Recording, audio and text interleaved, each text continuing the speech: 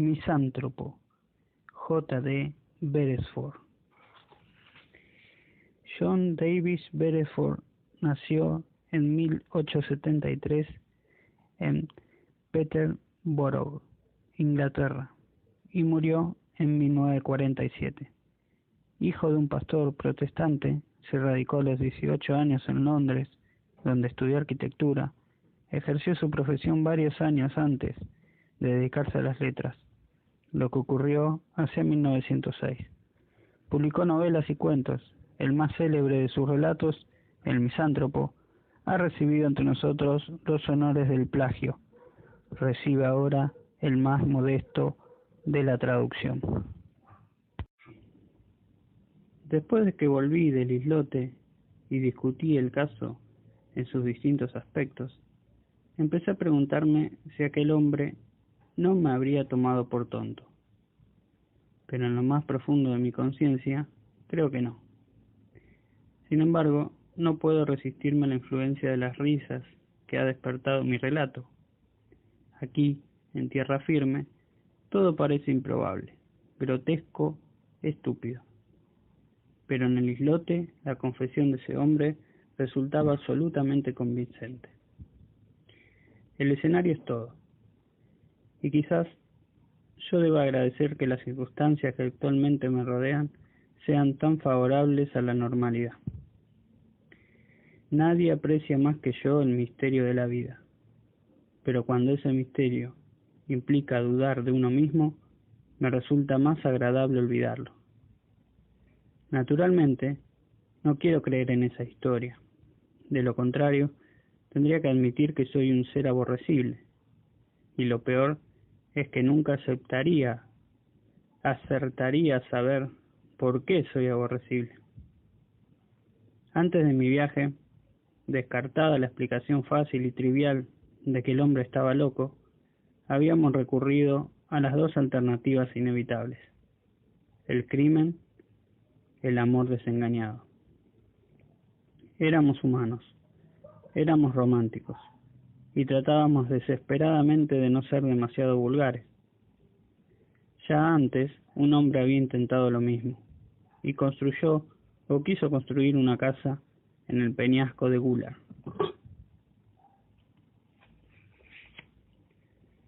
Pero antes que transcurrieran 15 días, se dio derrotado en su propósito, y lo que quedó de su construcción fue sacado de la isla y convertido en una capilla de hojalata. Aún está allí.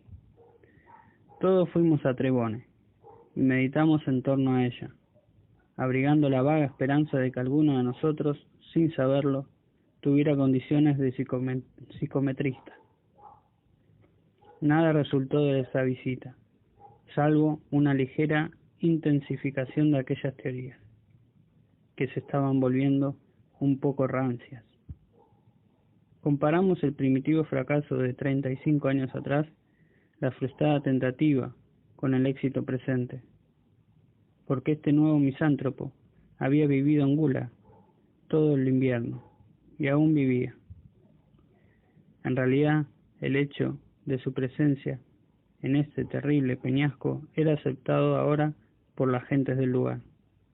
Para ellas, solo estaba un poco más loco que la remuneradora, reincidente multitud de visitas que este año interrumpían su viaje a Bedrutran, que el propósito de pararse en la playa de Trebone y contemplar estúpidamente la choza apenas visible que como una excrescencia de forma cúbica se lanzaba en aquel islote giboso y desolado.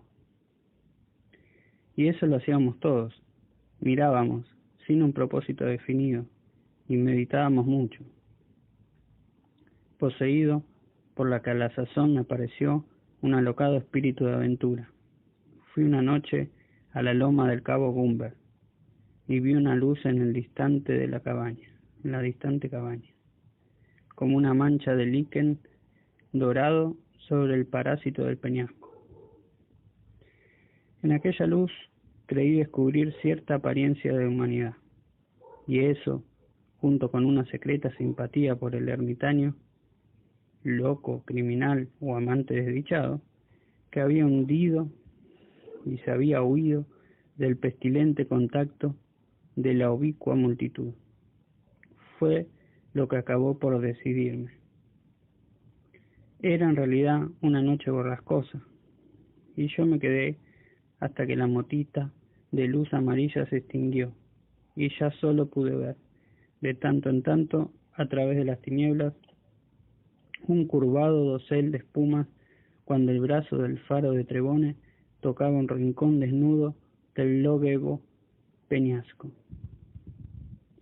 No fue difícil arribar a una decisión, pero mientras aguantaba y aguardaba la llegada de buen tiempo que permitiría viajar al bote, que de tanto en tanto llevaba provisiones a la isla, situada a 2 millas de tierra firme, sufrí alternados accesos de vacilación y nerviosismo.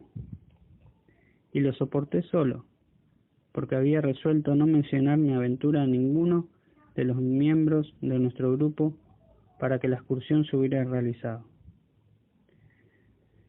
Pensarían que había salido a pescar, y la llegada del botero para anunciarme que el viento y la marea eran favorables aquella mañana dio a mi excusa la necesaria verosimilitud. Yo lo había prevenido y sobornado para que no diera a mis amigos el menor indicio sobre el propósito de mi salida. Mi nerviosismo no disminuyó cuando al acercarnos a la roca vi la silueta de su único habitante esperando nuestra llegada. Me consolé pensando que al ver al inusitado pasajero de nuestra barca se pondría sobre aviso, pero me estremecí interiormente al considerar la necesidad de emplear un saludo convencional si quería al mismo tiempo presentarme y disculparme. Las formas consagradas por el uso civilizado eran irremediablemente incapaces de expresar mi simpatía, pero lejos de ello, creía yo, serían el síntoma inconfundible de la curiosidad. Me extrañó que nunca hubiera recibido a otros visitantes entrometidos, como en efecto me lo había asegurado explícitamente el barquero. Mi desasosiego aumentó cuando nos aproximamos a la única abertura entre afiladas rocas que estaba la marea estacionaria, servida de puerto en miniatura. Tuve la impresión de que el hombre que nos aguardaba al borde del agua me observaba, y súbitamente me faltó el ánimo. Resolví no molestarlo con mi presencia, permanecer en el bote mientras descargaban la mercadería, y después volver con el barquero a Trebone.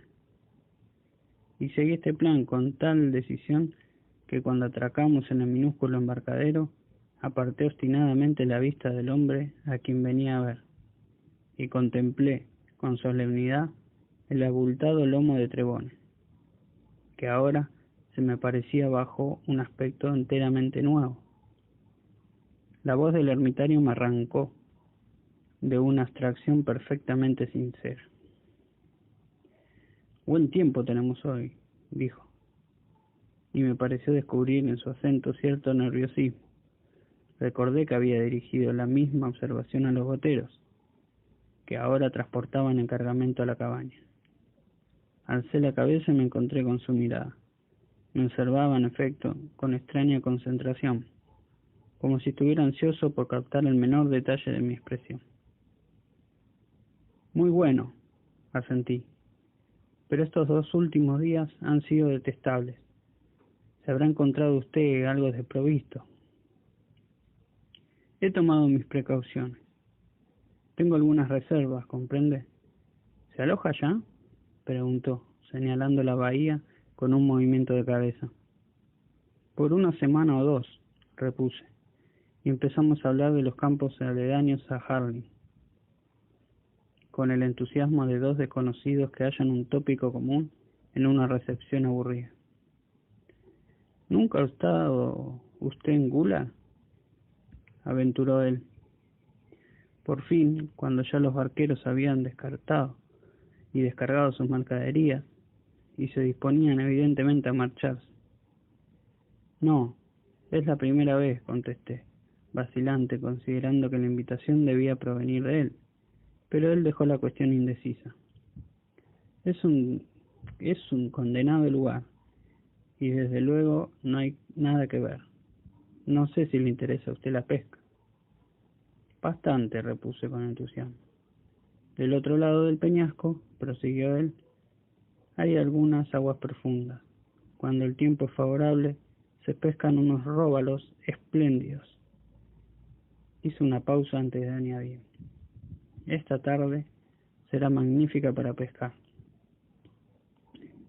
Quizás podría volver, murmuré, pero el botero me interrumpió enseguida. Si quiere volver tendrá que ser mañana, advirtió. Solo hay una marea favorable cada 12 horas. Bueno, si quiere usted quedarse, ofreció el ermitaño. Gracias, repuse, es usted muy amable. Me quedaré encantado. Y me quedé, dejando claramente establecido que la barca vendría a buscarme a la mañana siguiente. A primera vista, no había nada excesivamente extraño en el nombre de Gula. Me dijo que se llamaba William Copley. Mas al parecer no estaba emparentado con los Copley que yo conocía. Afeitado, había parecido un inglés enteramente vulgar, pasando sus vacaciones en un lugar agreste. Calculé que su edad oscilaba entre los 30 y 40 años. Solo dos cosas me parecieron un poco extrañas durante aquella tarde que pasamos dedicados a la exitosa pesca.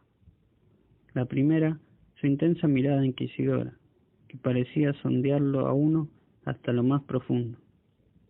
La segunda, una inexplicable devoción por un ritual muy singular.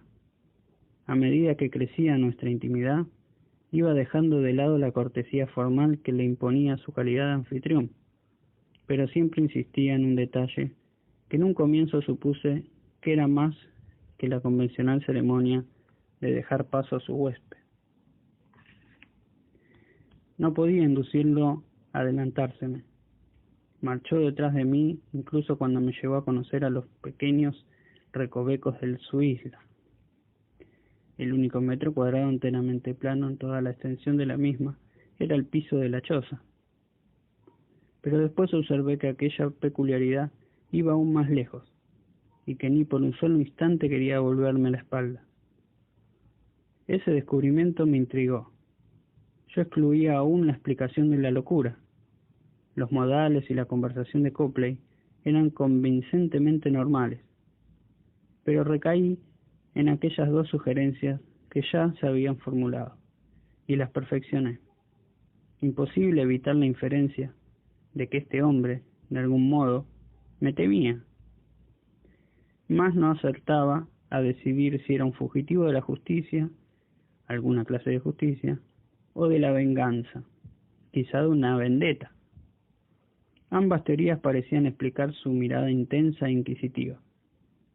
Deduje que su deseo de sentirse acompañado se había vuelto tan fuerte que había resuelto afrontar el riesgo de que yo fuera un emisario enviado por alguna persona exquisitamente romántica, a mi modo de ver, que deseaba la muerte de Copley. Recordé algunas de las maravillosas fantasías de los novelistas y me deleité con ellas. Me pregunté si podría hacer hablar a Copley convenciéndolo de mi inocencia. ¿Cómo me estremeció esta perspectiva? Pero la explicación vino sin esfuerzo de mi parte. Me envió fuera de la cabaña mientras preparaba la cena. Una excelente cena, dicho sea el paso. Enseguida comprendí sus motivos. No podía arreglárselas para cocinar y poner la mesa sin darme la espalda. Una cosa, sin embargo, me intrigó un poco. Tan pronto como salí, bajó la cortina de la pequeña ventana cuadrada. Naturalmente, yo no puse reparos. Bajé al borde del mar. Era una espléndida tarde y esperé hasta que me llamó. Permaneció en la puerta de la choza hasta que llegué a unos pocos pies de distancia. Después retrocedió y tomó asiento de espaldas a la pared. Mientras cenábamos, hablábamos de la pesca de la tarde. Pero cuando encendimos la pipa, acabada la cena, dijo de pronto: no veo por qué no he de decírtelo. Como un necio, aprobé ansiosamente. Me habría sido tan fácil disuadirlo. Empezó cuando yo era chico, dijo. Mi madre me encontró llorando en el jardín, y yo solo pude decirle que Claude, mi hermano mayor, tenía un aspecto horrible. Durante varios días, en efecto, verlo me resultó intolerable. Pero como yo era un niño perfectamente normal, esta pequeña manía no inquietó demasiado a mis padres. Creyeron que Claude me había hecho una mueca y me había asustado. Pero al fin, mi padre me dio una tunda. Esa paliza debió servirme de advertencia. Sea como fuere, hasta que tuve casi 17 años, no volví a mencionar a nadie mi peculiaridad. Estaba avergonzado de ella. Desde luego, y en cierto modo aún, lo estoy. Se interrumpió. Bajando la vista, apartó el plato y cruzó los brazos sobre la mesa. Yo desfallecía por preguntarle algo, pero temía interrumpirlo. Después de vacilar un instante, levantó la cabeza y clavó en la mía su mirada, pero desprovista ya de aquella expresión inquisitiva. Más bien parecía buscar comprensión.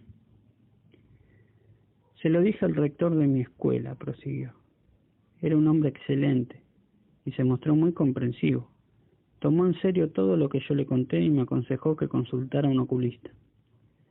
Fui en las vacaciones con mi padre. Ahora le había dado una explicación más razonable de mi problema. Me llevó al mejor oculista de Londres. El oculista demostró un interés enorme, y ello prueba de que debe haber algo cierto en todo esto.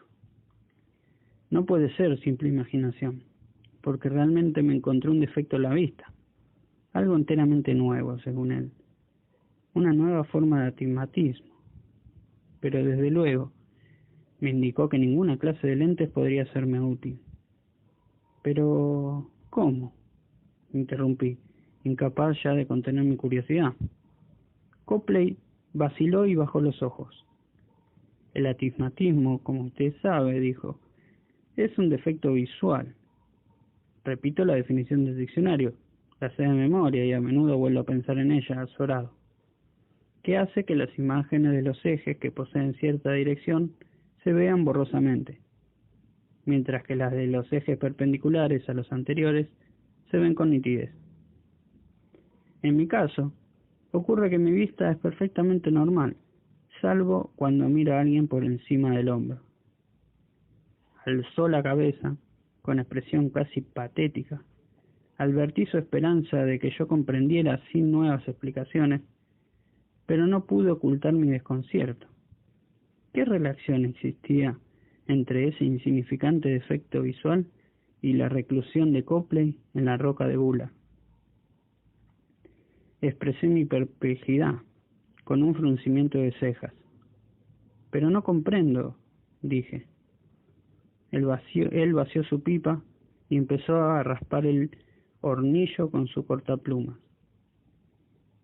Mi astigmatismo es también moral, dijo, o por lo menos me da cierta clase de penetración moral. Me parece inevitable darle ese nombre.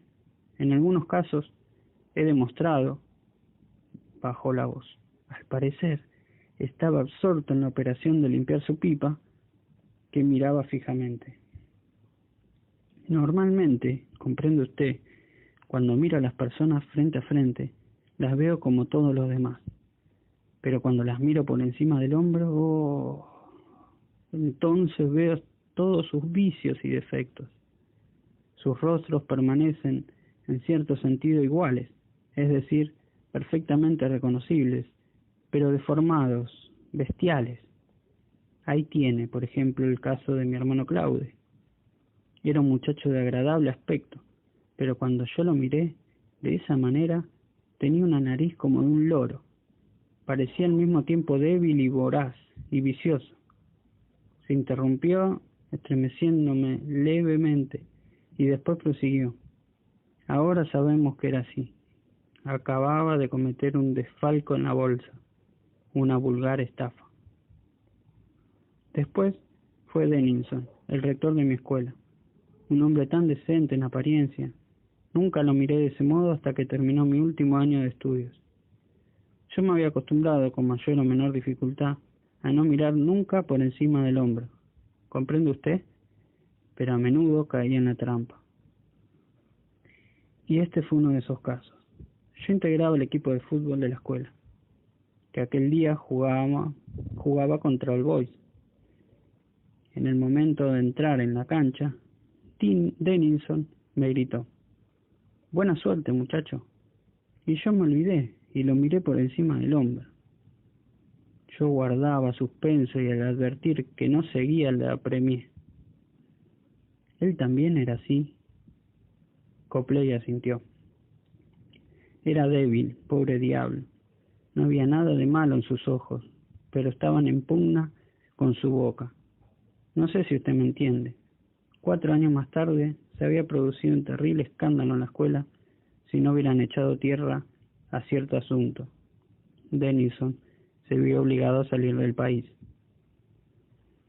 Después, si quiere usted más ejemplos, estaba el oculista, un hombre atlético, espléndido. Desde luego, me pidió que lo mirara por encima del hombro, para ponerme a prueba. Me preguntó qué veía.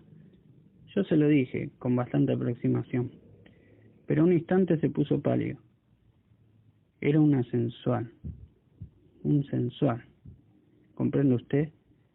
Y cuando lo miré de ese modo, me pareció un viejo cerdo sucio. El verdadero golpe de gracia, prosiguió después de un intervalo, fue la ruptura de mi compromiso con Helen. Estábamos terriblemente enamorados, y yo le conté mi problema. Se mostró muy comprensiva, y también, creo, algo sentimental y romántica. Creía que yo era víctima de un hechizo. En todo caso, según su teoría, si yo alguna vez llegaba a ver, mirando de ese modo, a alguien verdaderamente sano y normal, terminarían mis tribulaciones, se rompería el hechizo. Y naturalmente ella quería ser ese alguien. No resistí demasiado sus ruegos, supongo que la quería.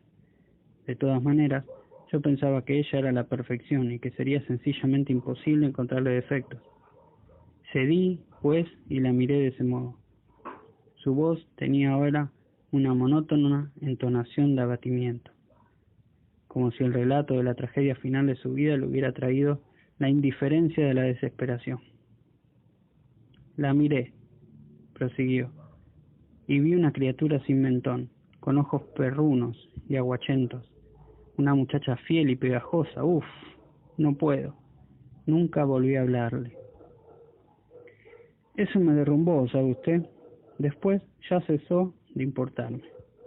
Empecé a mirar a todo el mundo de esa manera, hasta que sentí la necesidad de alejarme de los seres humanos. Estaba viviendo en un mundo de bestias. Los fuertes eran viciosos y criminales, y los débiles eran detestables. No podía soportarlo. Al fin tuve que venir aquí para apartarme de todos. En aquel momento se me ocurrió una idea. ¿Alguna vez se ha mirado al espejo?, le pregunté. Él asintió. No soy mejor que los demás, dijo. Por eso me he dejado crecer esta sucia barba. Aquí no tengo espejo. ¿Y no puede usted caminar entre los hombres con el cuello rígido, por así decirlo, mirándolos de frente? La tentación es demasiado fuerte, dijo Copley, y crece cada vez más. Supongo que en parte obedece a una simple curiosidad, pero en parte a la momentánea sensación de superioridad que uno experimenta. Cuando los ve de esa manera, olvida cómo es usted por dentro, pero al cabo de un tiempo se siente asqueado. ¿Y usted?, dije y vacilé. Quería saber, pero me dominaba un miedo terrible. Usted, empecé nuevamente, ¿aún no me ha mirado a mí de esa manera? Aún no, dijo. ¿Cree usted que...? Probablemente. No lo parece, desde luego, pero los otros tampoco. ¿No tienen la menor idea de cómo me vería si me mirara así? En absoluto. He tratado de adivinarlo, pero no puedo. ¿Quiere usted? Ahora no, respondió ásperamente. Cuando esté a punto de irse, quizás. ¿Está usted seguro entonces? Asintió, con atroz seguridad. Me fui a dormir pensando si la teoría de Helen no sería cierta. Y si acaso yo no podría deshacer el hechizo del infortunado Copley. A la mañana siguiente, poco después de las 11, vinieron a buscarme los goteros. Yo había dominado en parte el sentimiento de supersticioso terror que me asaltaba la noche antes, y no podía repetirlo, y no había repetido mi ruego a Copley. Él, por su parte, tampoco se había ofrecido a indagar en los rincones tenebrosos de mi alma. Me acompañó hasta el embarcadero y me estrechó la mano cordialmente, pero no me dijo que volvería a visitarlo, ni que volviera. Y luego, en el preciso instante en que la barca se ponía en movimiento, se volvió hacia la cabaña y me miró por sobre el hombro. Fue solo una mirada, muy rápida. Un momento, ordené a los barqueros, e incorporándome lo llamé. Copley! Grité. Él se volvió para mirarme de frente y advertí que su cara estaba transfigurada. Tenía una expresión de estúpido asco y repugnancia, semejante a la que yo había visto cierta vez en la cara de un niño idiota acometido de náuseas. Me dejé caer en el bote y le volví la espalda. Entonces me pregunté si era así como él mismo se había visto en el espejo. Mas, a partir de entonces, solo me he preguntado qué vio él en mí, y jamás podré volver a preguntárselo.